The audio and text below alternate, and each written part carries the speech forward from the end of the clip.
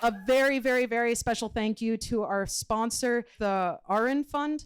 They are making the videotaping of this possible. So there are going to be two wonderful people on stage. I'll start by introducing our host and interviewer. Mike Margolies is the co-founder of Psychedelic Seminars, which is hosting this event. He is a community leader and has sparked psychedelic societies from Baltimore to the Bay Area to Portugal. He is the co-founder of Crypto Psychedelic, and his interviewing has taken him to the point where he has interviewed such illustrious people as Michael Pollan, so we're sure to be in for a treat tonight. And our esteemed speaker, I'm so grateful to have her for this event. Her name is Dr. Raquel Bennett. Dr. Bennett is a psychologist and leading expert in ketamine who has been practicing for the last 17 years. She founded the KRIYA Institute, which hosts an annual conference exploring ketamine within the realms of psychology and psychiatry. This is going to be an amazing event. I hope you guys are as excited as I am. Let's give it up for Mike and Raquel.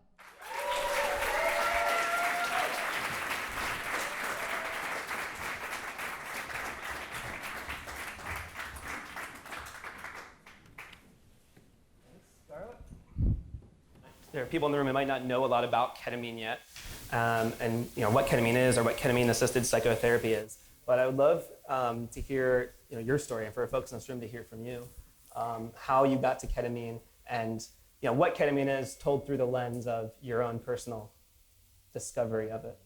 Sure, I'm happy to tell you. First, thank you for inviting me. Thank you for having me. I'm delighted and honored to be here with you. Let's see. Let's start at the beginning. Let's start at the beginning. Ketamine is a chemical. Ketamine is a molecule. It's a medicine. It's totally synthetic, man-made, and it has very intense dissociative properties. So it causes people to lose sense of their own bodies. And so for that reason, it's mostly used as a procedural and surgical anesthetic in medicine. It's also highly psychedelic in its dissociative properties. And it turns out, we just realized that ketamine also has really profound and rapid-acting antidepressant properties and anti-suicidal properties, so mood-modulating properties. And so that's really what's interesting to me, is studying the relationship between psychedelic experience and mood modulation, particularly for people who have mood disorders. Anyway, I didn't know any of that when I first wandered into this. Let's see, the story is very personal. And my interest in this topic is personal. And actually, this is the first time ever that I'm speaking publicly about what actually happened. You want to hear the whole story? Yeah. Oh, yeah. Oh, yeah. I'll do my best. Give the people what they want. Right on. My legal counsel tells me that the statute of limitations has finally worn off so that I can actually say what actually happened. And so here we go. And so, as I said, my interest in this topic is personal. It's also academic and scientific, but it's personal. I came to my love for ketamine, my obsession with it through my own experience. And more specifically, what happened was that I had been struggling with really severe and debilitating depression for more than 10 years. I wanted to kill myself, and I had been in treatment. The depression started when I was in college, and it was really bad. And I had these episodes where I couldn't think, and I could barely see, and I couldn't talk, and I couldn't eat, and I wanted to sleep all the time, and I wanted to die. That's what actually happened. And I was in therapy, which was modestly helpful. When you're that depressed, actually, it's hard to talk even in a thoughtful way. And I had a whole lot of psychiatric medication, most of which made things much worse. And a friend of mine who's a psychiatrist, now deceased, actually, which is part of the reason why I can tell this story, took me to see a psychedelic shaman. And because we had run out of options, we had exhausted all of the conventional treatment options for severe depression like mine. And between the two of them, the shaman and the psychiatrist, they hatched up a plan. This is now in the year 2000, to get me started on underground MDMA facilitated psychotherapy. So we gave that a wingding. And I, first of all, let me just say that when the psychiatrist suggested this as an option, I thought she had lost her freaking mind. I had never heard of such a thing, and I hadn't done any drugs. I was basically drug naive. My relationship with reality at that time was not so good, and I always intuited that if I took any kind of medicine or drugs, that I might not come back. So I actually was not a psychedelics fan. I knew nothing about it, really. But anyway, as I said, having exhausted the conventional options, I really had nothing to lose, and I was totally desperate, and so I agreed to it. And so we did some MDMA facilitated psychotherapy, and I hated it. It was horrible. Oh my God. It's funny now, but it wasn't funny at the time. The depression that followed the MDMA in any dose was freaking horrific. It was debilitating, made me suicidal, almost landed me in the hospital. So after a couple of tries of that, the team said, "This is not helping you. This is not a good idea." And so we thought we sort of reconsidered. And so somehow the two of them hatched up a plan. Their bright idea was, somebody said, this is 17 years ago, they said, probably what might help you is something more natural, something from Mother Nature, something softer, something organic, something from the earth. And the next thing you know, they were offering me psilocybin facilitated psychotherapy. Again, I had nothing to lose. I was out of other options. I was truly out of other options. So we gave that a wingding, and I hated it. I hated it. It was horrible. It was a swirl for me of chaos and nausea and colors and totally overwhelming emotions in any dose. So we tried that a couple of times, and that was not helping me. This was making things worse. Okay, so discontinue. So a number of months had passed. This didn't all happen all at once. This unfolded over time in the context of intensive psychotherapy. But somehow or another, they got the bright idea that I needed something stronger. And so we did LSD facilitated psychotherapy.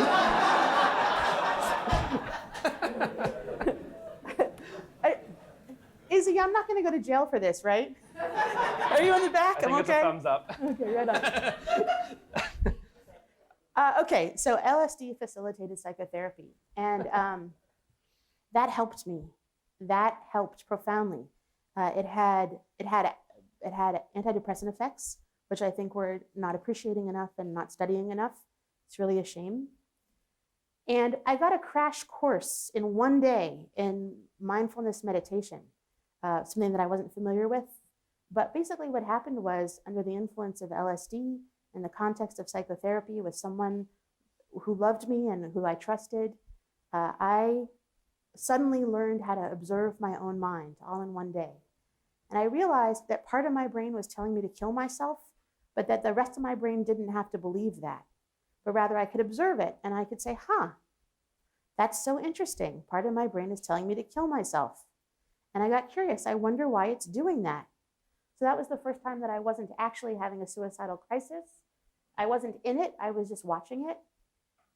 And through LSD facilitated psychotherapy, I learned I found the volume knob, and we started to observe, gosh, what came right before that, where the suicidal voices got really loud?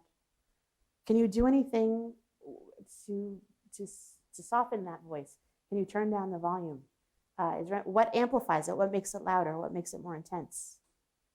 So this was an incredibly useful tool, but the problem is that it wasn't available. All the labs had just been busted. We're now in 2002. And there was none. We couldn't get any. Nobody had any. We talked to the Shulgins. There just wasn't any. And not only that, but it wasn't really viable because at that dose level, it's an 8 or 12-hour day. Economically, that wasn't possible to do that every week because the effect was temporary. We didn't have any more. And I was totally frustrated because I had found one thing on earth that seemed helpful. And then the universe laughs at me and says, ha ha, you can't have it. So I wanted to kill myself very, very seriously. And the psychiatrist and the shaman said, before you do that, let's just try one more thing. And I didn't want to do that. I was exhausted. And they said, no, seriously, let's just try one more thing. And so I agreed to that. I mentioned this to my father, who was a physician, now deceased. And he said, don't do that. Don't do that. This was ketamine. Ketamine. Well, yeah, it was ketamine. And I really had nothing to lose. And I kind of hoped that I would die. And so, so his warning to not do it didn't, like, what's the worst thing that could happen? I could die. Well, that sounds pretty good, right? It sounded pretty good right in that moment, to tell you the truth. And so I remember them saying, we have this one tool. We don't know, it's called ketamine. We don't know much about it. We don't know how it works. We don't use it very much, but sometimes it's helpful in a case like yours. I didn't care, so I said okay to that. And the next thing you know, my teacher is giving me a shot of ketamine, a shot in the psychedelic dose range of ketamine. And I had a life-changing experience in one moment, in 1 hour. And I've talked about this a little bit before on Hamilton's Pharmacopoeia. I'll repeat it now. What happened is that my teacher gave me a shot of ketamine. I thought I was going to die, that seemed like a definite possibility. And the next thing you know, God came. I don't know how I knew it was God, but that's what I imagined. God came with a giant key, a golden key that was 1 foot long. And God put it in my ear and turned the key. And all of a sudden, the lights went on in my house, as if I had been an abandoned and dark house. And then all of a sudden, someone turned the lights on. And I realized, all in one moment, that I was awake and I was alive. Whoa. And that my brain actually worked. I had just somehow lost touch with that for over a decade. And I was pretty darn excited. And I really wanted to tell my teacher about this exciting thing that had happened, except that I was totally freaking paralyzed and unable to communicate my excitement. And so I had to hold that for an hour while, because you're mummified in your own body at that range. I don't want to scare anyone, but back in the day, the dose was high. We have subsequently learned some things, which we'll talk about. But to finish the story, anyway, something happened to me that was profound. And I wanted to know whether it was a fluke or whether it was replicable. Did this chemical, first of all, I wanted to know what happened. What is happening to me? And does this medicine do that thing to other people? Or was it just me? Would it do it again? Was it reliable, or was it just that one time? And in that moment, I became fascinated and frankly obsessed with this topic. How is it doing that? What's happening? And I went on to have a very beautiful psychedelic experience. I was on a fluorescent orange surfboard, surfing on the inner membrane of the outer universe, the expanding bubble that is the universe, and I was on the inner edge of it, riding the waves.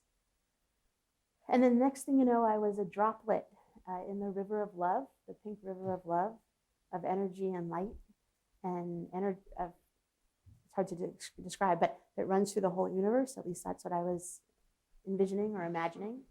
And I was a drop. I still had my own individuality and integrity as a droplet, and yet I was joined with all the energy of everyone who was alive, and everyone who would ever be alive, and everyone who had been alive. And it was all flowing. And then I came to, and I was like, holy guacamole. And bim, bam, boom, here we are. Yeah.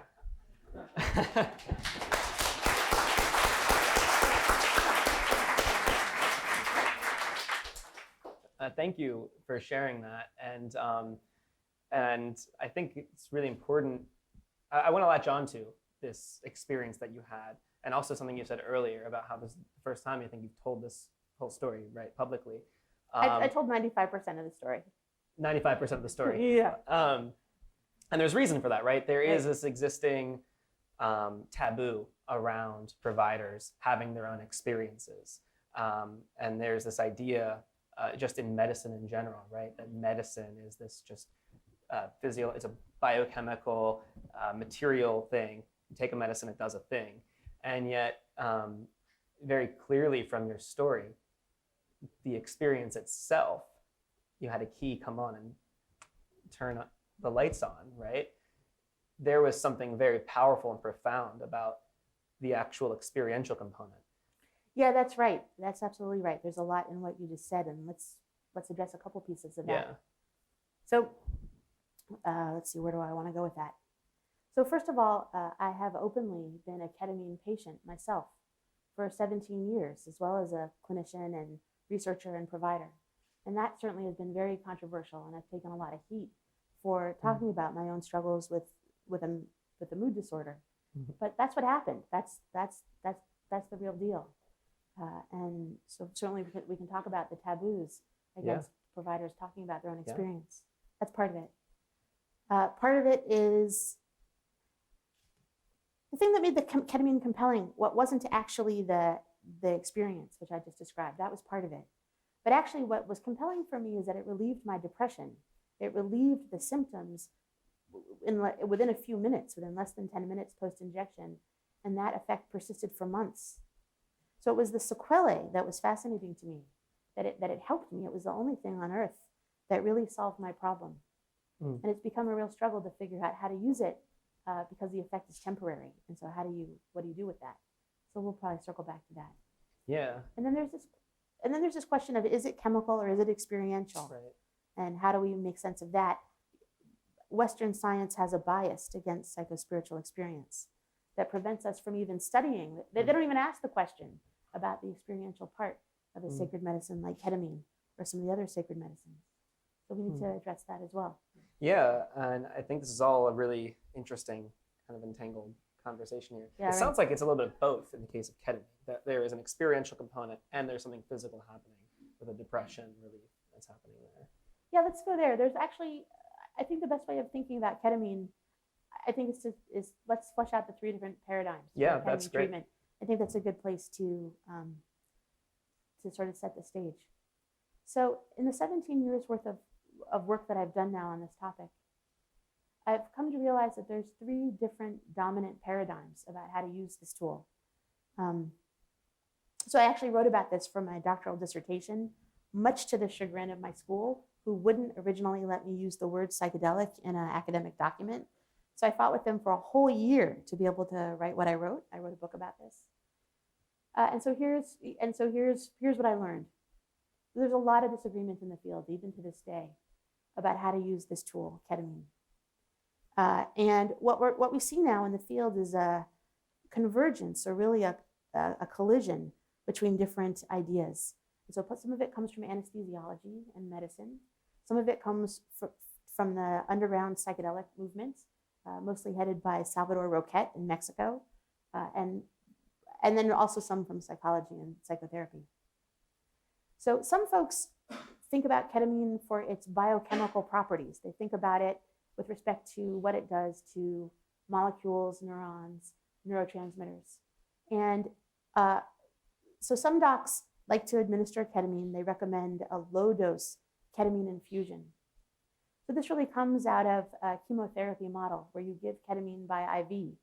And in fact, the National Institute of Mental Health and the American Psychiatric Association have endorsed using ketamine in this way, specifically 0.5 milligrams per kilogram by body weight of ketamine in an infusible drip, usually given over 40 minutes. 40 minutes is not a magical number, by the way. They did that on purpose so that they could change patients every hour on the hour, but that's why they did that. Openly, that's why they did that. In any case, here's the problem. Well, a couple things. Patients have a really wide variety of experiences. They vary in their experience at this low dose infusion. So for some folks, it's really quite sub-psychedelic and quite gentle. And for other folks, it is bordering on psychedelic or visionary. A lot of variation in people's experience. But this particular protocol that I'm describing, 0.5 mg/kg, it was designed to be sub-psychedelic. In other words, to avoid psychedelic or twinkly or psychospiritual experience in any single infusion. Because in this paradigm, in this way of using this tool, if the patient dissociates or has visions, that is labeled as psychotomimetic, meaning that the experience is mimicking psychosis. And this is a problem to be stopped or medicated or avoided. This is problematic. It is specifically a bias against psychedelic experience. That's how this protocol was designed. And the problem with it is that 0.5 milligrams per kilogram of ketamine in an infusion isn't really powerful enough to give a sustained, robust antidepressant effect. And so what they did to get around this problem is they make the patient come in 6 times in 2 weeks. So the patient comes in repeatedly, 3 times a week for 2 weeks to receive ketamine. And the idea is to get enough ketamine into the patient's body to do the magic thing that ketamine does, cumulatively, but without inducing psychedelic experience in any single session. And so like this is microdosing. Well, it's more than a microdose, because microdose is supposed to be sub-perceptual, right? And this is definitely not sub-perceptual. Yeah. But in any case, so this is called the Diamond and McShane protocol. I think they came out with it in 2014. And it works pretty well for lots of folks, and that's the dominant paradigm. In fact, if you read the literature, over 90% of the published literature in the medical field is using this approach. Again, it's an anti-psychedelic approach. And there's 2 things I want to note about this medical model, this surgical model. So first of all, in this model, there's no psychotherapy. That's not required. It's not valued. Nobody's talking to the patient. It's a chemotherapy model where the patient comes and receives, they show up for the appointment and they receive their bag of infusible medicine, and then they leave. And the emphasis is on what the medicine is doing on a chemical level. But the problem is that this forces the patient into a passive position. The patient isn't being called on to participate at all, to do anything in their treatment, except to sit there passively and receive their medicine. So this is a perfectly good model for lots of things, for chemotherapy probably, for antibiotics probably, certainly a good model for surgery.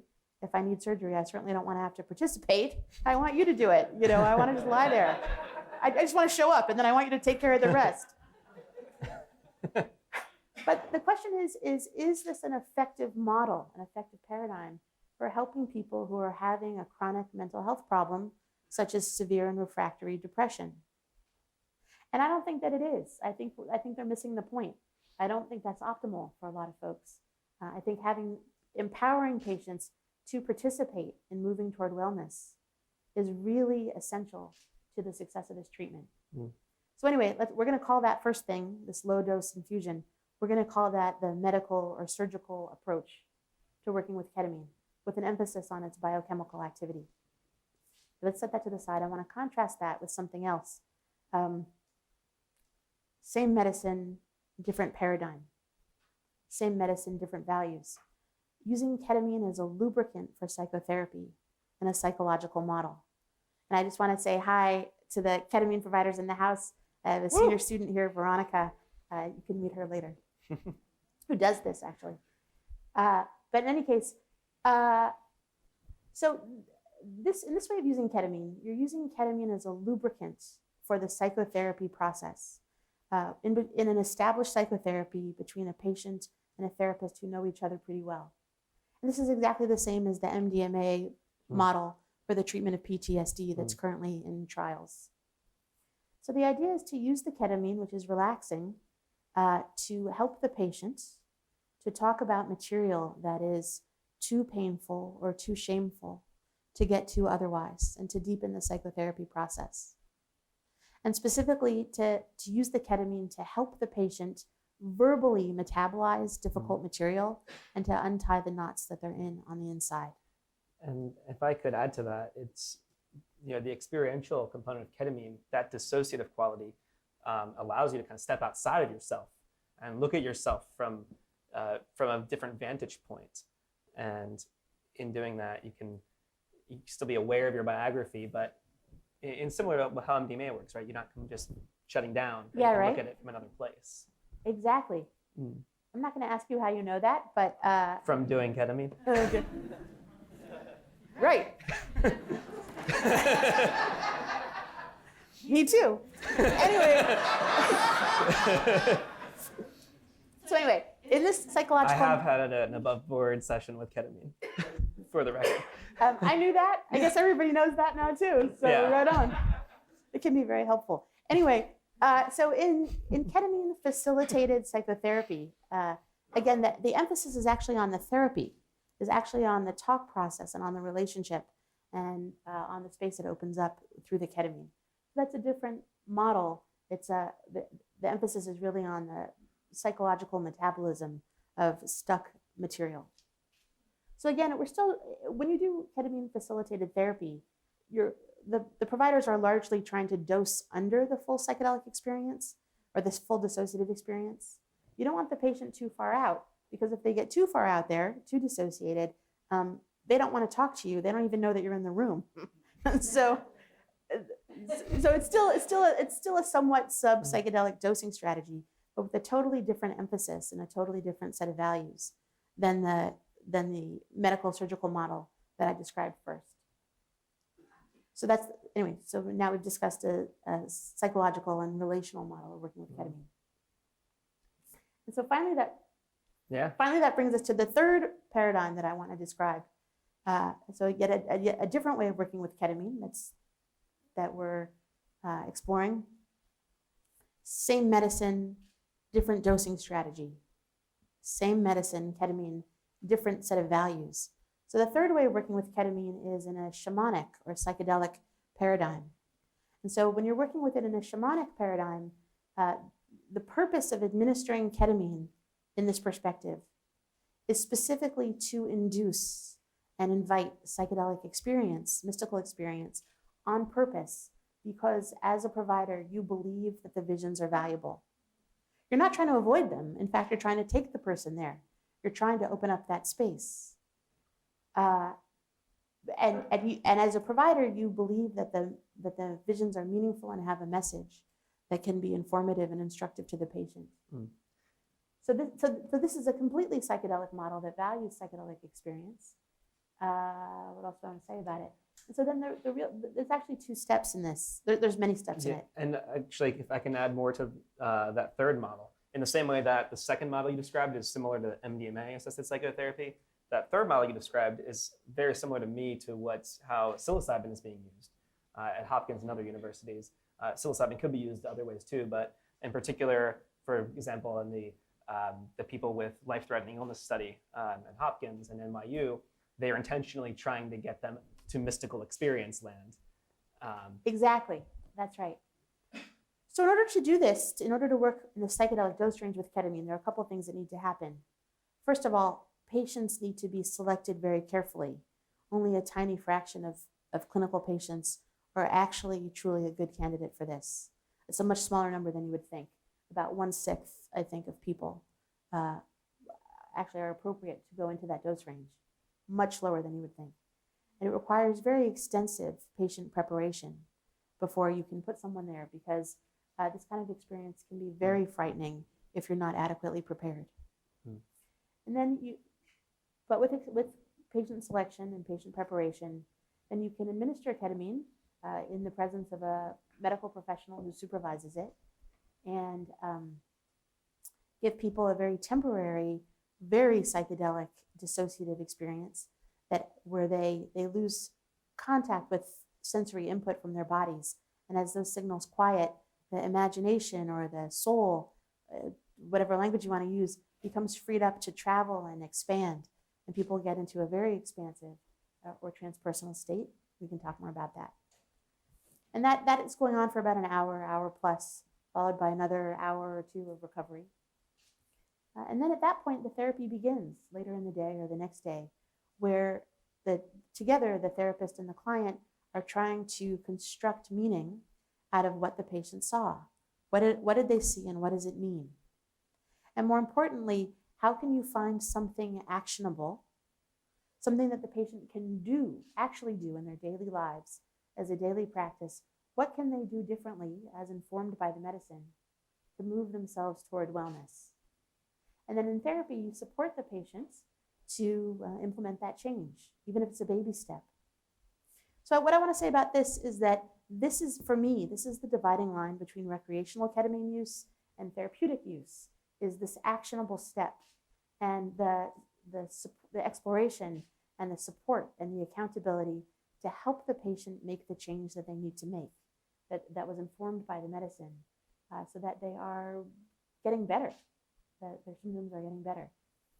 A couple things. There's no doubt that ketamine does something on a chemical level that relieves depression and suicidal ideation, for sure. And there's no doubt that when we do psychedelic ketamine dosing, that the relational and psychological components also come into play. And so the question is, where do you want to go with the dose? Anyway, so those are the three basic paradigms: a medical surgical one, a psychological and relational model, and a psychedelic and shamanic model. There's a lot of disagreement in the community, in the ketamine community, about what to do. Anyway, as you can imagine, the question that I get asked the most, being a ketamine specialist, you know what it is? Where can I find ketamine? That's the question I get asked the most. I can't help you with that, unfortunately. But the question I get asked the second most is, which of these paradigms works the best? What's the most effective thing to do? As a provider, what should I offer? As a patient, what should I seek? And the answer, you ready? It depends. Right. The answer is all of the above. They all work. And the trick to successful, or the magic to successful treatment with ketamine, is matching the patient and the treatment. And so different people benefit from different things. So what I really want to do is I want to educate patients and providers about the spectrum of ketamine services that are available, including low dose infusion and moderate dose, often done with a lozenge, and high dose, often done by injection, and learning when and how to use this tool to really meet the needs of the patient and to have a successful outcome. Because I really like it when people get better. Yeah. So that's one of the things I think I'm well known for, is that I don't think there's one right way to use this tool, but rather I think all the different approaches are valuable and need to be matched to the patient's individual needs. Yeah, and this is a really important and kind of frontier conversation in health, because, as we're saying, in most of the medical paradigm, it's this biochemical model, it's a physical model, and that works for a lot of things. And then with ketamine, you can work in that range, and then you can dial it up. You can work in these more psychotherapeutic, psychedelic ranges, but in those second and third tier ranges, it's a different skill set's required. You need to have a doctor on hand, because there could be a condition. So a medical experience is necessary, but not sufficient. That's correct. That's absolutely right. And the medical establishment doesn't want to hear that, but that's absolutely true. Ketamine treatment and ketamine for depression, which is really my specialty, really belongs under the category or under the umbrella of psychiatry. It involves, you have to have diagnostic skills, you have to have relational and therapeutic skills, and you have to have enough medical experience to be able to assess and manage a medical emergency. They're rare, but they do occur. I, in fact, have seen 2 in my career. And so you really want to be careful about that. And this is something that's just not well understood yet, because we think about anything you're taking, any drug you're taking is the domain of medicine, and therefore it's medical doctors. And there are overlapping skill sets there, but to be a shaman, to be guiding someone through when it's not just the physical effect, but the experiential component. It's sort of, and I really love the metaphor of scuba diving. And we've talked about this one before. But for scuba diving, right? Let's say you have some Olympic gold medalist swimmers, and they teach people how to swim. Well, you wouldn't want an Olympic gold medalist swimmer taking you scuba diving. maybe he's also a scuba diver, right? But being a good swimmer, even though you're good in the water, doesn't necessarily make you a good scuba instructor. And I think this is a really important thing as we're talking about psychedelic experiences. You're going diving, you're going in. And doctors have a really important, valuable skills that you learn in medical school. And if we're adding this new component into medicine, that our current medical paradigm just isn't totally, we're starting to understand. And maybe through psychedelics becoming approved medicines, medicine itself will start to transform and understand this experiential component. But it's a whole other set of skills. And I'd love to hear you speak more to that. On the Well, that's skills. the question, right? Is Yeah. how do you train a physician or someone to be a guide, particularly if they're not allowed or if it's frowned upon for them to have psychedelic experience, Right. which, by the way, is crazy. Yeah. But that would be like but- going scuba diving, someone teaching you how to scuba dive who's never done it before. that makes no sense. But not one. It makes no sense. And so let's poke around on that for a minute, because a couple things. First of all, something related to that is I was trained as a contemporary psychoanalytic and relational psychotherapist. And at one point I thought I was going to go to a psychoanalytic institute. I know this seems like a red herring, but just bear with me. In psychoanalysis, it's not possible. It's not possible to become an analyst without going through your own analysis. That's an essential part of the training. Not just receiving the didactic from the senior clinicians, but also being the patient, which cultivates skills and compassion and builds an internal model for what you do. And so and of course, anybody from a shamanic paradigm knows that the way that you come to be skillful is through your own experience. And so how can we open this up and make it possible for people, for physicians functioning in Western medicine, in a Western medicine context and paradigm, how can we make it possible for them to learn about psychedelic medicine? I think the only way is to make it possible for them to have access to psychedelic experience, because that's an essential part of the training. Yeah. I just wouldn't trust someone who didn't have that. Yeah. And MAPS has built into their protocols ways for the people who are training to be psychedelic providers to actually receive the MDMA themselves, which I think it is important. And it is sort of a shame that there was such a taboo that you felt like you couldn't share about your personal experience. Because to me, the story you shared really qualifies you even more to be talking about ketamine, giving people ketamine. And most of what I know about administering ketamine or working with ketamine or recommending ketamine comes out of my experience as the patient. Very little actually comes out of my experience as the provider, to tell you the truth. That's the real truth. So, so I want to talk now, let's talk more, kind of transition about how ketamine is even more so entering into the landscape now. Oy vey. You want to talk about what's happening with Johnson & Johnson? Yeah, let's go for it. And so for people who don't know, can you give us like the summary here of what's happening? I'm happy to tell you. Yeah. Between the two of us, Mike is the chemical engineer. I don't know if you know that. So if you want to talk about that is my formal background. That's right. If you want to talk about chirality, I'm happy to hand it to you. Yeah, I can, but you can speak to it, I think, just fine. We'll share. So what happened was, here's what happened. What happened is, I know this is on video. Watch what you say, Raquel. What happened is that about a decade ago, the cat was out of the bag, that ketamine, which is mostly used as a surgical and procedural anesthetic, that it also had antidepressant properties. And people got real interested starting in about 2006 in studying this. And that was following an important study that was published by Dr. Zarada at NIMH. So around that time, a whole bunch of big pharmaceutical companies got interested in trying to create a ketamine derivative, a related ketamine medicine that they could patent to make money that would do something similar to what ketamine does for depression. It's important to note that ketamine is generic, it's off patent. It's been off patent for years. It's dirt cheap. How cheap? Yeah.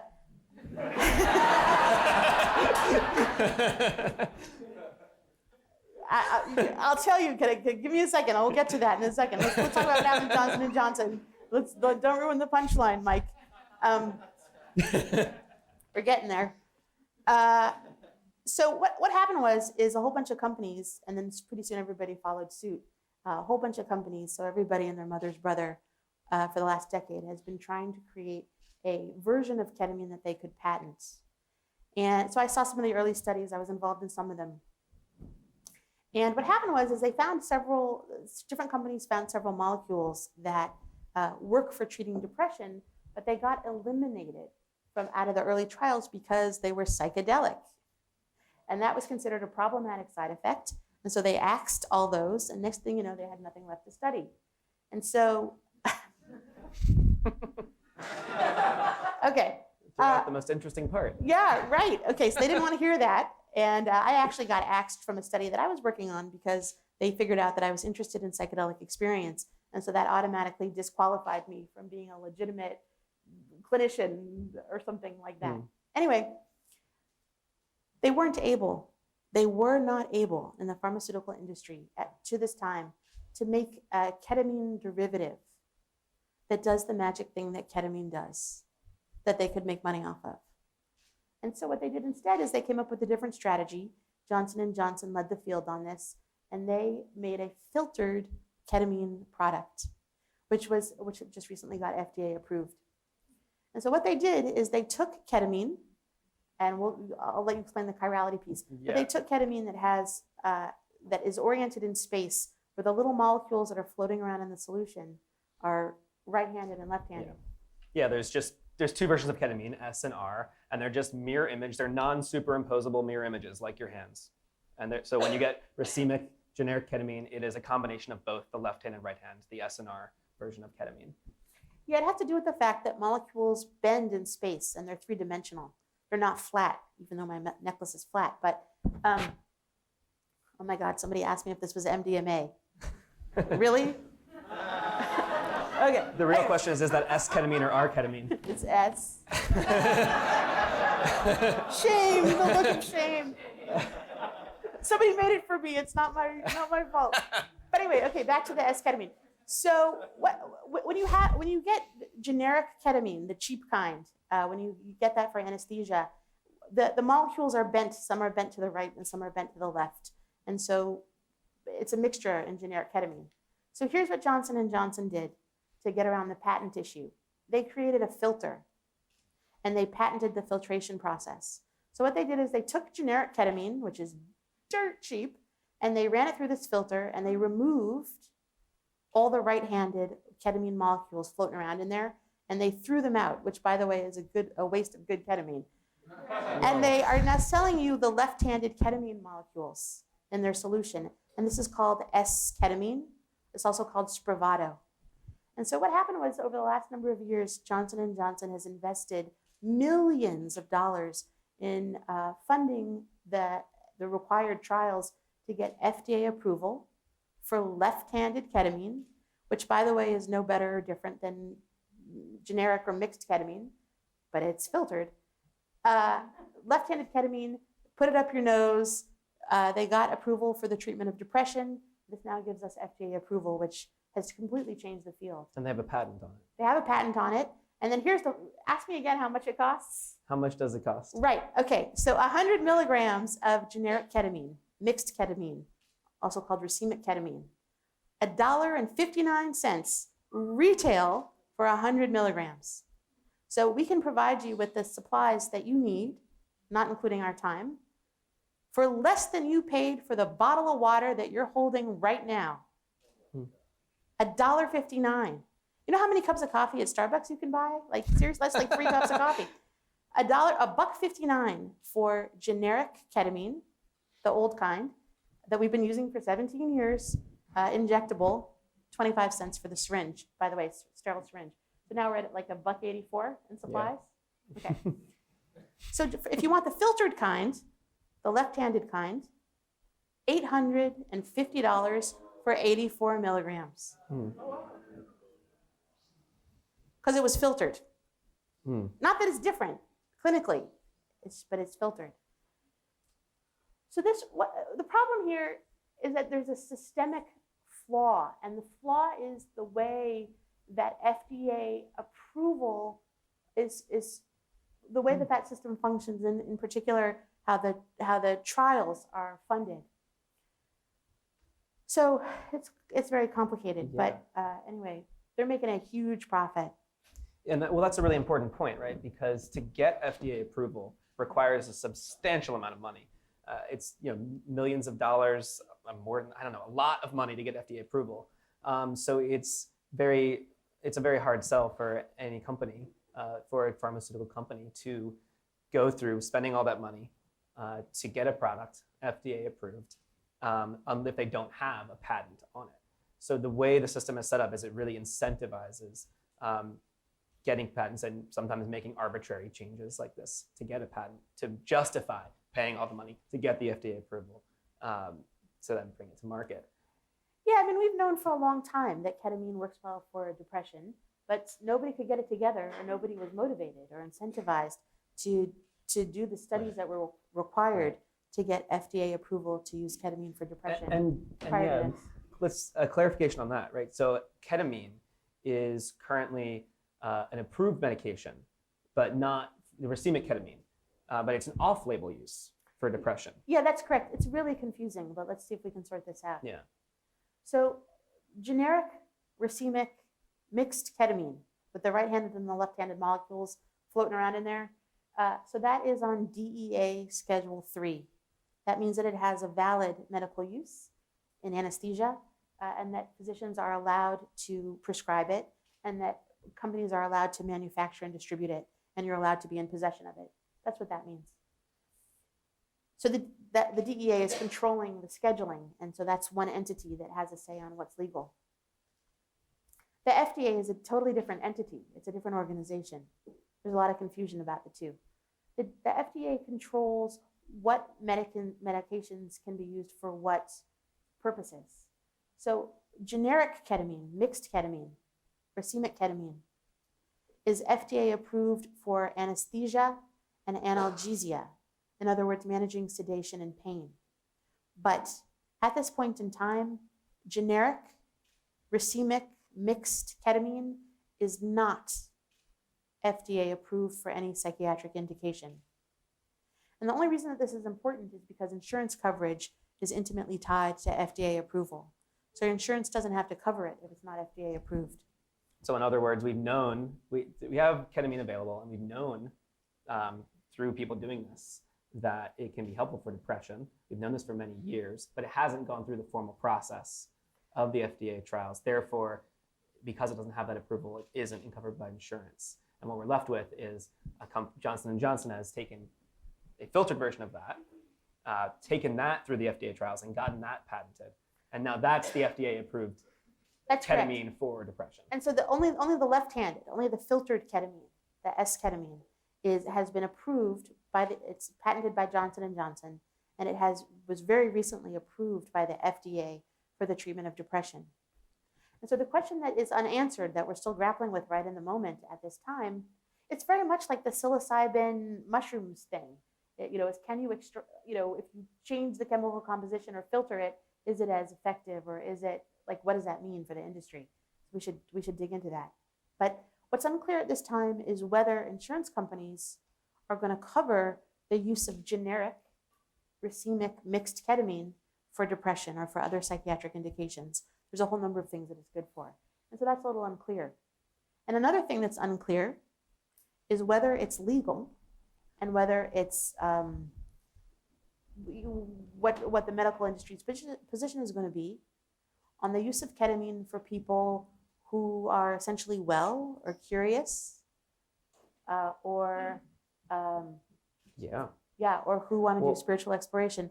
By the way, I think we only have a few minutes left. Yeah, we do. And then we'll open it up for questions. Let me just say that where I want to go with KRIYA Institute is I'd like to see the whole industry, the whole field, move toward acceptance of ketamine, and by extension, other sacred medicines, as an adjunct for psychotherapy, for personal and spiritual exploration in the context of therapy, not just for people who are having a functional impairment or a severe psychiatric disorder. And that's a good question for broader psychedelics in general, right? Right. And as Bob Jesse says, the betterment of well people.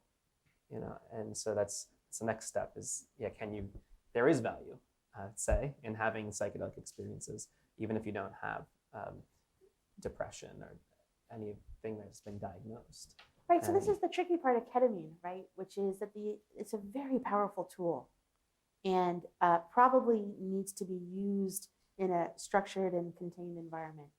A lot of bad things can happen medically and psychologically when the tool is not respected or not used correctly.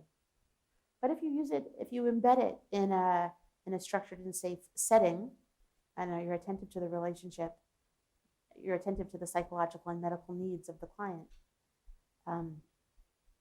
what does it have to offer for other folks who want to do that kind of exploration? Yeah. So first we have to start with the premise that these kinds of explorations are valuable. Yes. So getting people turned on to that fact is important. Also accepting that some people are not a good candidate for these kinds of experiences. That's important too. And then we have to figure out, how do you prepare people for an experience as weird as ketamine? Because full dose ketamine, full dose dissociative psychedelic ketamine, it's pretty freaking weird. And it can be very beautiful, and it can also be very frightening. And so, again, this question of what does preparation look like?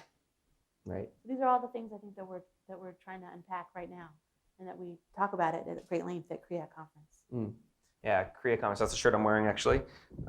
It's the conference that Raquel produces every year. It's a great conference, although it's very hard to get in. Right, harder than Harvard. Right. That's true. So let's open up for some questions. Yeah, right on. Yeah, we have a microphone set up over here. So if there's anything else you want to know about ketamine, things we didn't cover yet, things that are burning in your mind, step right up to the mic, and we will do our best to answer. So for the chemical engineer, I have biochem background and a patent agent. I don't see how Johnson & Johnson could protect it from anybody else finding a different method of creating it. So that seems like a very easy way to get around it and provide it to the masses on cheap. I mean, I'd have to read what they patented, but if they really did patent just the filter method, then any way you filter it, you would then be equivalent to what the FDA has approved for ketamine. Yeah, so it turns out that, sorry, I know I'm not the chemical engineer, but it turns out that separating ketamine into the two enantiomers is quite difficult and expensive and has poor yield. And so nobody's real eager to, lots of people have experimented with it, and nobody has another method that they are really excited about. I know that Atai Life Sciences, which is one of the investors in Compass, and those who are familiar with Compass, is the for-profit psilocybin company. It's around now, and there's a whole other conversation around that. But Atai is looking into actually R-ketamine. So I don't know if it's the filtering method itself. I didn't read the patent that they have on it, but there is another company that is looking into R-ketamine as a patented medicine right now. You said that there is an art to diagnosing which method should be used with which kind of person, and I'm wondering if you could give us a few bullet points about how you decide and what inputs you're looking for to figure out which method you're going to use. Oh, that's such a great question. So unfortunately, my answer to that is too long and probably too nuanced to give in the next 3 minutes. But you can take my class, or you can come to my conference, and we will explain it in detail. We actually spent an entire weekend just on trying to figure this out. Yeah. It's hard to summarize. Yeah. It's like trying to explain how you do psychotherapy. You know, it's kind of there are lots of different layers to it. This also might be hard to summarize. Can you speak to the efficacy of microdosing? No. I don't know. I don't know that it's ever been studied. Me personally, I like the full-blown experience. I have not very much interest in microdosing. Are you asking actually about the sub-psychedelic dosing strategies, or are you asking about lower than that? Yeah. I think it depends on the definition of microdosing, right? Because the IV low-dose ketamine maybe is a threshold. Yeah, it's not a microdose. So it does sound though that below the experiential level there is something happening. Well, sure, and yeah. So in the very low dose range, the ultra low dose range, it's used for the management of severe pain. So clearly, it does something that affects the body in a beneficial way. So back in the day, but to answer your question, so back in the day when the criteria for getting ketamine treatment was very rigid and it was hard to access. This was not so long ago.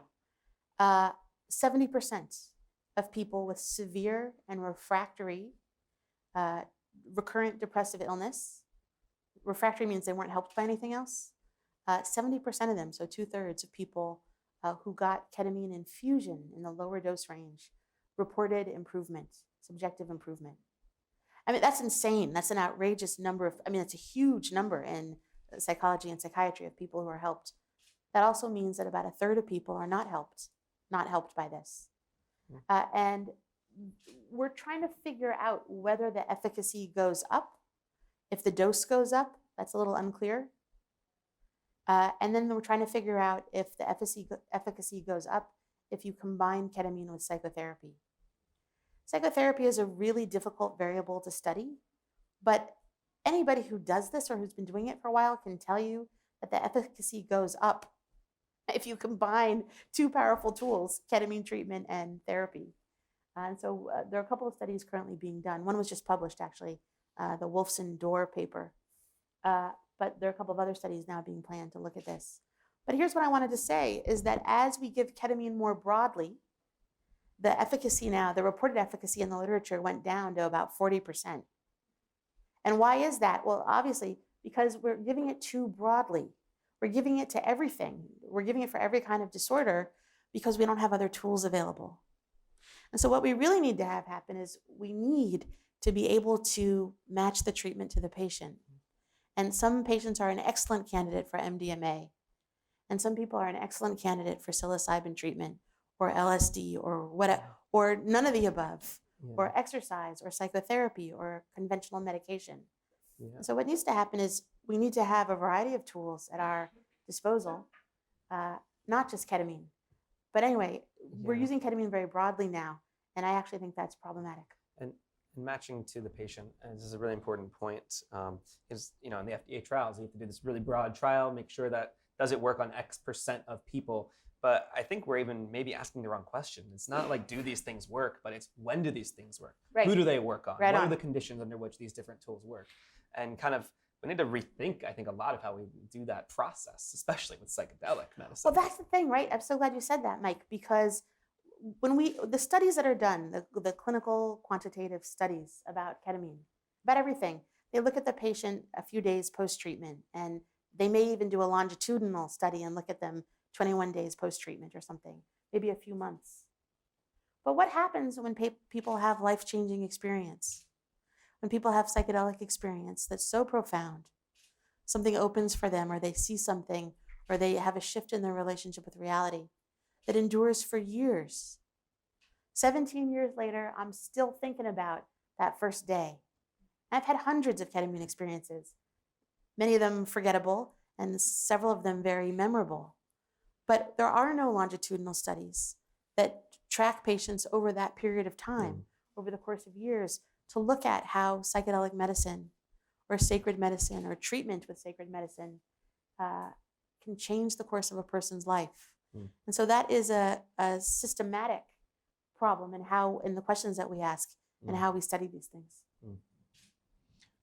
Yeah, you just answered my question. Prophylactic question answering.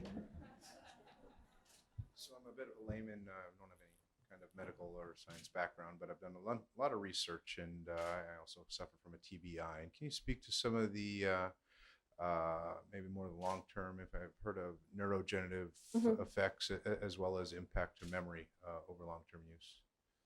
Yeah, sure. Happy to do that. So first of all, I want to give a shout out to my friend and colleague, Dan Engel, who I think is one of the leading TBI researchers in this country.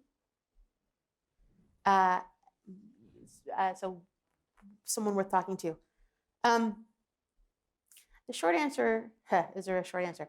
The short answer is that the presence of ketamine in the system kicks off a chemical cascade I sort of imagine it like a row of dominoes where you flick one at the end and then the signal gets passed down the dominoes. And it takes like a while for it to get to the end. And at the very end, the last one falls. And like there's like a little bit of a delay, if you can imagine the dominoes.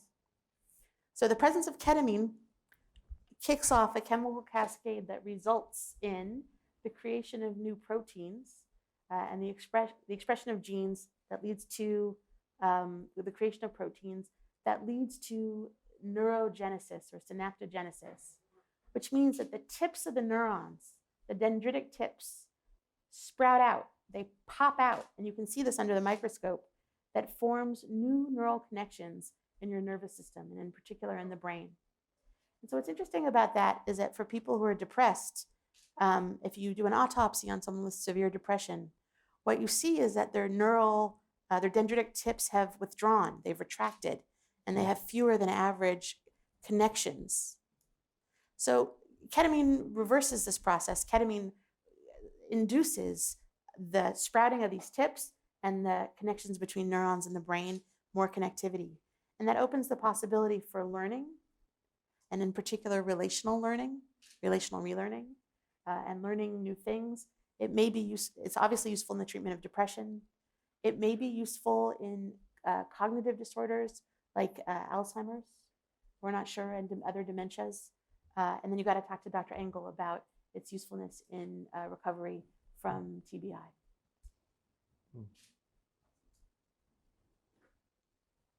I want to take advantage of the fact that you mentioned Salvador Roquette before. Yeah. And those 3 nice models, the way you laid that out, that was very nice the way you did that. But I wanted to add one and see what you think about this, because it kind of opens up the whole question of the phenomenology of the shamanic model is on one extreme to the clinical model. And what a lot of the people that work with Roquette, and I was one of them, was a lot of the folks that are working with the MAPS model research now, and they also work with this model, but they were using first mushrooms, then the same evening they would use some LSD, maybe 100, maybe 200 micrograms, and then they would go ahead at about 4 in the morning, work with the ketamine. Yeah, right and on. I work with this. You're talking about a salad, and the phenomenology of that experience is, it's kind of just to show how much that they were pushing it when Roquette's shamanic model was being, and a lot of the folks that are doing the MAPS research now know about this method. Talk a little bit about that if you know. Sure. So this person is describing a Roquette, something called the Roquette Special. So, and my teacher keeps threatening to do this to me. I haven't actually lived through it yet, but anyway. So Salvador Roquette was a Mexican psychiatrist practicing in Mexico who somehow got permission, or somehow the authorities didn't bother him. And this was back in the 1970s. There's some good papers written about this by Richard Jensen. But in any case, Dr. Roquette had the idea that he could change people's personalities or relieve psychiatric symptoms by disrupting people's habitual ways of thinking. This was Dr. Roquette's idea. And so what he did, as was described, is he would see a group of patients at one time, and before they could participate in the group, they had to give a baby picture of themselves, reportedly. And then he would create a session, and he'd invite his students, invite the journeyers, the clients, and he would administer in one night psilocybin, followed by LSD, followed by ketamine in the same night. I'm not done. And he would play music from 2 different stereo sets, cacophonous, uncomfortable music, but he would put 2 different records on so that the music was fighting with each other to create a disorienting sound environment. And then he would show slides. Wait, why are we talking about this? Okay. And so he would, he would show, and so Dr. Roquette, I have nothing to do with this. Dr. Roquette would show movies of the release of the hostages or of the prisoners from World War II, so from Nazi camps, intermixed with heavy-duty BDSM pornography, intermixed with your baby picture, with the music and the video and the drugs. So he pioneered, right? Kink. And so he pioneered something called the psycholytic technique, the use of sacred medicines to try to break people's minds, essentially, and relieve them of their neurotic symptoms, and to confront the essence of humanity, the aggression and the sexuality and the creation and the creativity and all the ugly and all the beautiful stuff all at once, so that your defenses were down and you had to take new information in. And so but anyway, this was his idea, and he wrote about it extensively. And so some of what we know about ketamine comes out of that tradition, and many of the senior psychedelic guides were trained in that tradition. And a lot of people had psychiatric emergency and psychotic break. So I'm not meaning to say that this is a good way to do it, but rather this is a historical fact. So does that answer your question, by the way? Breaks and breakthroughs? Yeah, that's pretty much what I heard too.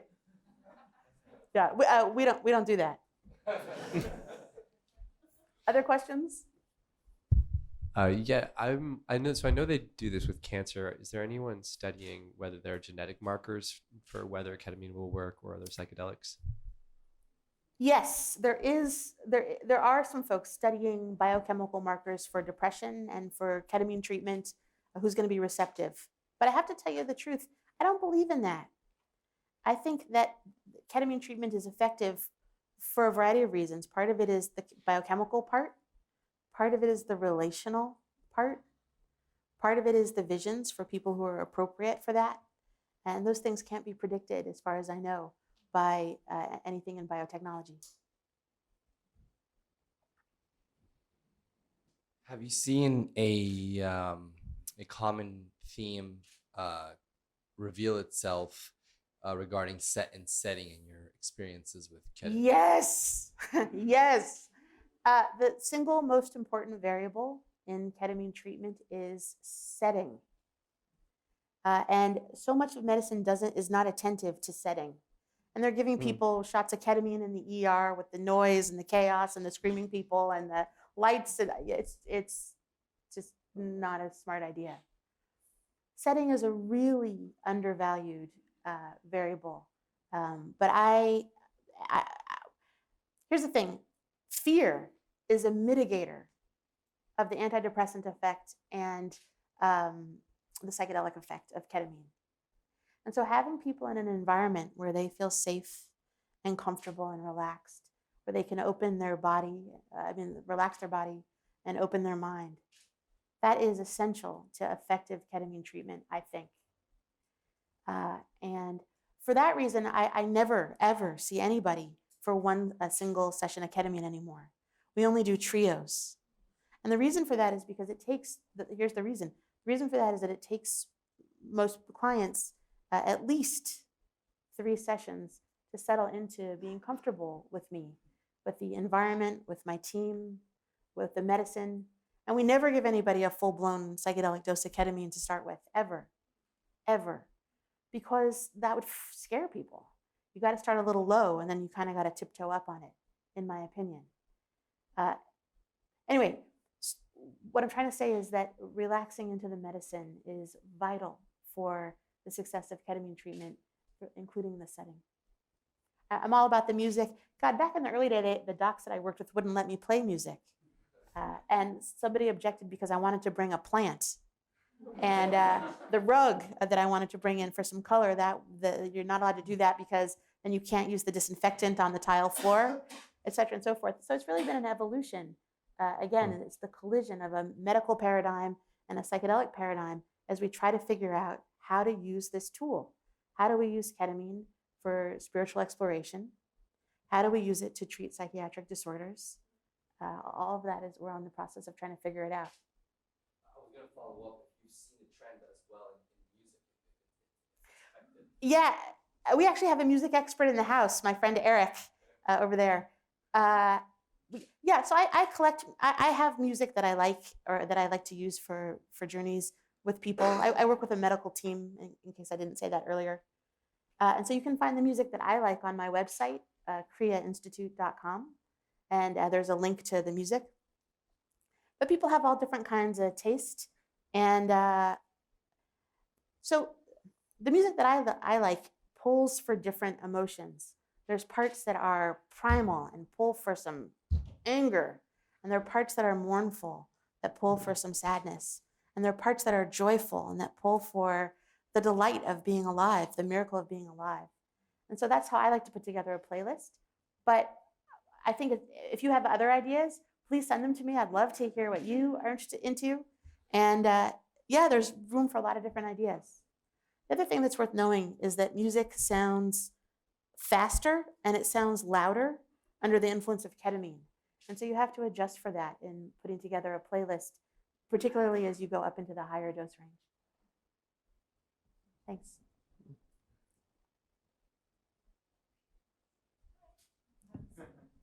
Similar to set and setting, do you think there's any science behind opening your body physically to, Yes.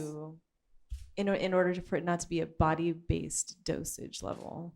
Coming from the BDSM world, we've noticed if you have a very deep submission scene or a tapping scene and your body is lit up in different ways, it doesn't require the same dosage to get to, say, like a hero dose psychedelic mystical place with your experience. Got it. Okay, I want to say for the record that question just went somewhere that I wasn't anticipating. But thank you for the question. I don't exactly know how to answer your question. So I'm going to just take a step to the sideways and say this, which is, I actually think that ketamine is a wonderful adjunct to body work. So that maybe that relates to what you're bringing up. And so there's a clinic in San Francisco, in Berkeley, called SAGE, where they're combining ketamine, ketamine treatment with psychotherapy, with acupuncture, and with massage. And I think that's really the trend of the future, because ketamine has some wonderful relaxation and body opening properties. And in fact, as you become more familiar with ketamine, you can even drop the dose. Is that what you were leaning toward? Right. I got a little lost on the BDSM thing. I got, okay, I want to hear more about that, but we digress.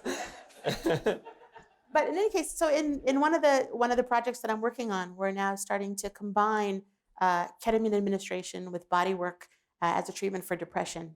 So I really think there's something there. And I want to caution that it's important to be careful, because people are in a really vulnerable place when they're in an altered state. And so consent gets altered, and the way people perceive touch is altered. And so I'm interested in studying this topic, and I really think we should proceed carefully. Being respectful of people's boundaries is the utmost important thing. And so that's a challenge in developing this. Thank you. Let's check in later about the BDSM thing. Can you edit that out of the video? Okay, never mind. Sorry. We're going to make that its own little clip, actually.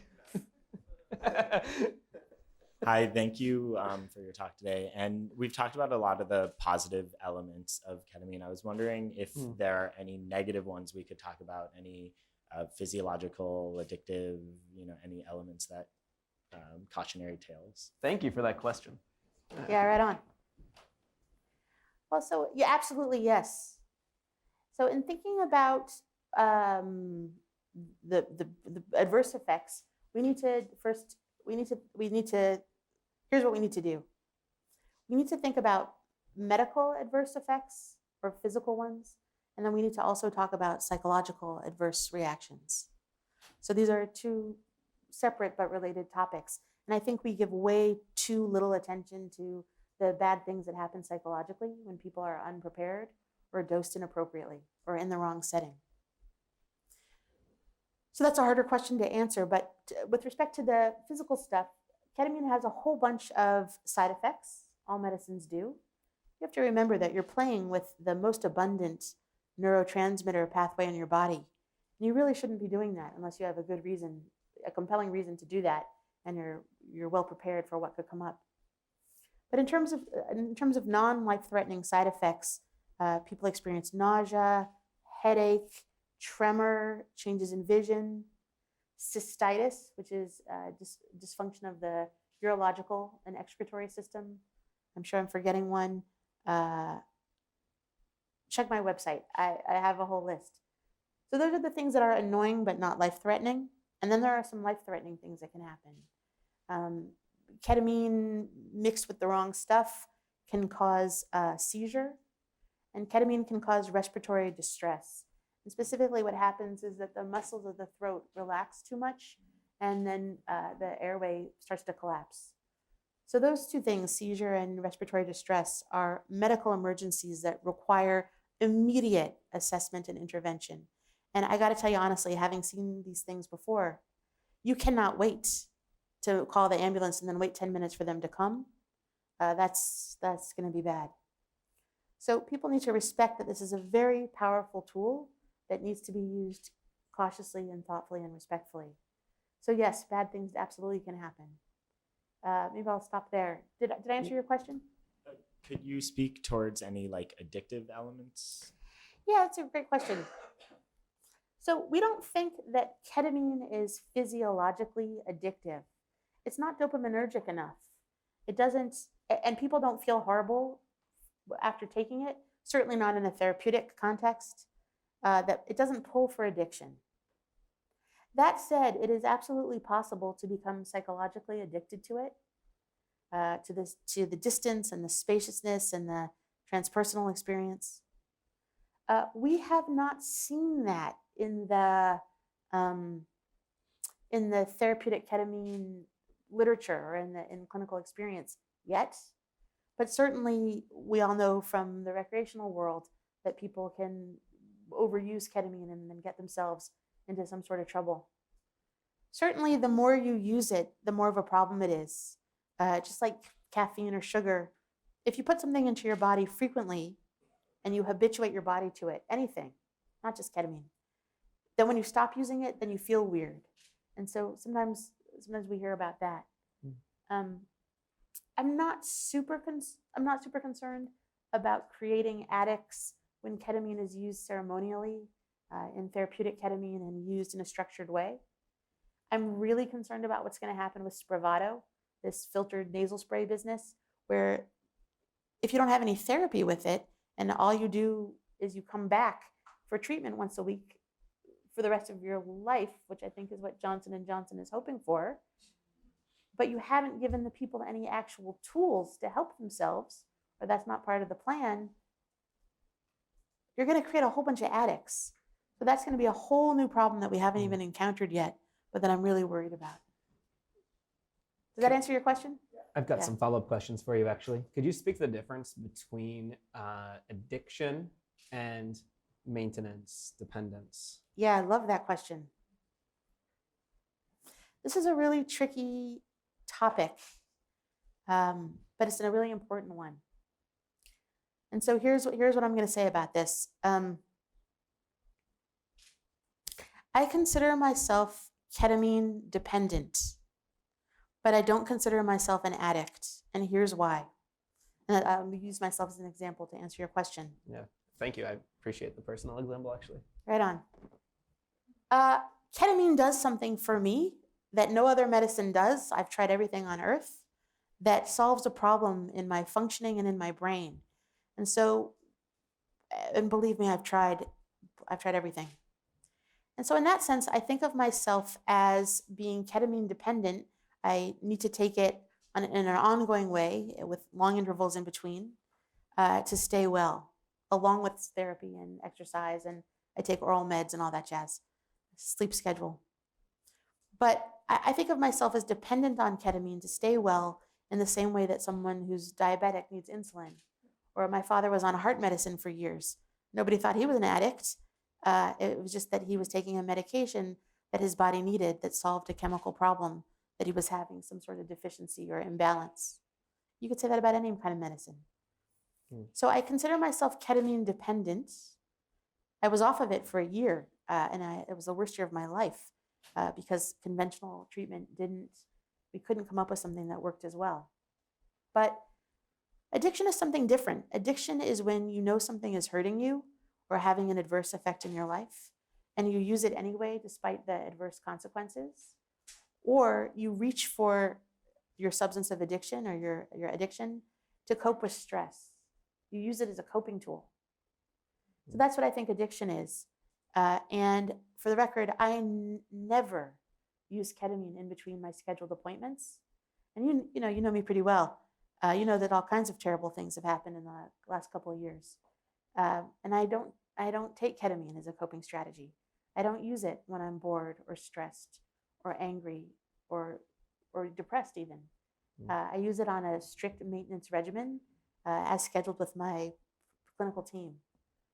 And so this is the distinction, I think, between addiction and dependence. And I think we are going to see some people going forward who have exhausted their conventional treatment options, who may turn out to be, who are dependent on some sort of glutamate modulator. I think we need to make space for that without prejudice. And we need to be cautious about this question of addiction. We really need to be giving people more psychological tools in addition to medication. Thank you for that answer. We got time for, I think, one more. Yeah. Thank you, Raquel and Mike. I really learned a lot. So my name is Bia Labate, and I'm an anthropologist, and I study traditional ceremonial drug use and the interface with non-traditional, so like more urban and contemporary. And I'm a bit curious and a bit bothered by the use of like the word shamanic. So I wonder if you want to explore more of that. It seems a little loose, like to claim it's shamanic because it's a high dose, because like shamanic normally comes with some kind of cosmology and worldview and all that. So I'm just very curious with categories and how we name things. So I find that sometimes you like use interchangeably the idea of therapy and ceremony. And you also like talked about sacred medicine. So it's medicine, but it's also sacred. So it's a therapy and it's a medicine, but it's also something spiritual. So maybe you could talk to that. And I'm just going to follow you in the first-hand example that I was quite prejudiced about the idea of ketamine because I come from like traditional ayahuasca, peyote, and I'm like, I don't want to try that synthetic thing.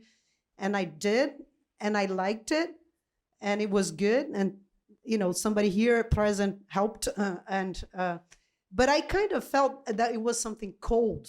Yeah. That I didn't feel a spirit there, and I couldn't grasp how to explain that. But I just felt that there was something pretty different in the family of psychedelics that I know and I love and I care about. And this one, that I didn't have that warmth, that spiritual like tenderness that, you know, this is a teacher, this is a spirit. So can you talk more about this whole idea of sacredness and what it is for you and how do you make those distinctions? Yeah, absolutely. Thank you, Bia. So there's like 5 questions in there, but let me do my best to take a swing at a couple of them. So I was apprenticed to a shaman who was trained in the psilocybin tradition of Oaxaca, Mexico, for many years before getting interested in ketamine. And so much of what that very profoundly shaped, and the ceremonial elements of that and the teaching from that very much shaped how I think about ketamine and how I work with it. So there is a connection, I think, to a plant tradition in there somewhere. But for me, the shamanic part, there's a couple of elements to that in sacred ketamine work. Part of it is the use of ceremonial elements to open the space and to prepare, the bathing and the fasting, and then the use of smells and sounds and changing the light in the room to set aside time for ketamine experience as something special and differentiated from the worries and busyness of daily life. That's part of the sacredness of it and the ceremony. It's true that ketamine is not embedded in a cultural context like ayahuasca or psilocybin. And so we have to make stuff up, and we borrow from different traditions in order to add ceremonial elements to our work. And so that's something that we're developing. But in any case, that's part of it. Part of it is the way in which we hold the medicine. And the other part of it is that when you take ketamine, particularly in the psychedelic dose range, in the upper part of the therapeutic range, it becomes undeniable that everything is connected, that everything that is alive and potentially everything that's not alive, not considered organic or alive, that we are all connected somehow on a different plane of reality. And so that belief system, to me, is very intimately related to what I learned about the mushrooms, the mushroom teachers, and the animism, the idea of spirit infusing everything. And the opportunity to connect with the sacred, with God. I mean, I thought God came and, was opening my brain. And many times I have laid in the lap of God or been bathed in the presence of God in ketamine experience. There's something that isn't captured by medicine or even by psychology much, where we borrow from a shamanic paradigm, like what you described, in order to give language to these kinds of experiences. So that's part of it. And just the last thing, another point that you made, it's true, ketamine is a much colder, much more flat medicine than any of the plant medicines, which are largely serotonergic in how we understand their action. Ketamine is glutamatergic. But in any case, all of those beautiful serotonergic medicines, psilocybin, ayahuasca, etc., they can cause people to expand or have big emotional experience. And that's great if you're healthy, but if you are having a primary profound mood disorder, this is catastrophic. Because the people who come to see me want to kill themselves. They want to die. That's what I treat. And as you know, many intoxicants or many things that lead to an altered state, you may know this from your experience with alcohol or cannabis, they're unpredictable and they have the potential, most intoxicants have the potential to magnify the mood that you're already in. So like with cannabis, for example, if you start off okay and you take some cannabis, it may be kind of cool, but it could also make you really paranoid. If you take some alcohol and you're in a good place, it might make you feel social, it might be fun. But if you're already feeling anxious, a lot of people end up feeling rageful. Anyway, the people that I see, for the most part, are in a bad place to begin with. And the last thing on earth that I want to do is risk magnifying the mood that they're already in, because they will hurt themselves. In contrast to ketamine, which, as you said, is much flatter than the plant medicines, it's mood modulating. That's what the magic is. It has some uplift, it has some antidepressant effect, but it also has some soothing and flattening effect. And it kind of does this, which is why it's therapeutic. That's why we're able to use it for a clinical population. And so, whereas plant medicine is largely contraindicated for anybody who's bipolar, ketamine is perfectly suited to that. And so we need to really sort of dig into these things as we think, to go back to a point I made earlier, which is that you have to match the treatment to the patient. And some folks will benefit tremendously from psilocybin or ayahuasca or MDMA experience. And that's wildly inappropriate and dangerous for other people. So maybe we'll leave it there. You want to wrap up? Yeah. So before I ask everyone to join me in thanking Raquel, just a quick wrap up announcements. If you enjoyed the show here tonight, we have a table in the back for Psychedelic Seminars. You can support us on Patreon, which is a crowdfunder. You can make a monthly contribution of any amount you'd like, and that will help going towards making more of this type of content. And there's a t-shirt as one of the thank yous if you want to become a monthly contributor. Thank you to everyone who made this event possible. Thank you to Scarlett. Thank you to everyone who's helping with all the volunteers, everyone helping with the video, the venue, San Francisco Psychedelic Society. Of course, thank you to Kat Konauer for sponsoring this event with the ARN Fund. And of course, thank you, certainly, last but certainly not least, thank you to Raquel for this excellent evening. Thank you.